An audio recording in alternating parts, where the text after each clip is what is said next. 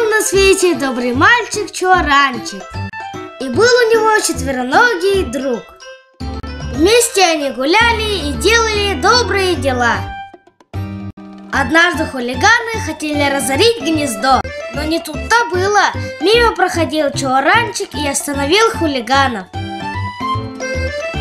А еще он помогал переходить пожилым людям дорогу. Им очень не нравится, когда разбросан мусор. Они никогда не пройдут мимо мусора. Они обязательно уберут этот мусор. А когда они отдыхают, они всегда уступают свое место пожилым людям.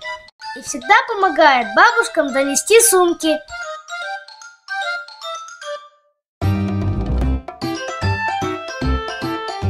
Однажды они увидели, как мальчики хотели залезть на электрический столб. Чуаранчик вовремя успел и остановил их. И рассказал ребятам, что это очень опасно.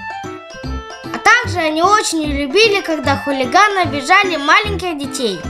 Они всегда вставали на их защиту. Вот такие они храбрые, смелые Чуаранчик и его друг.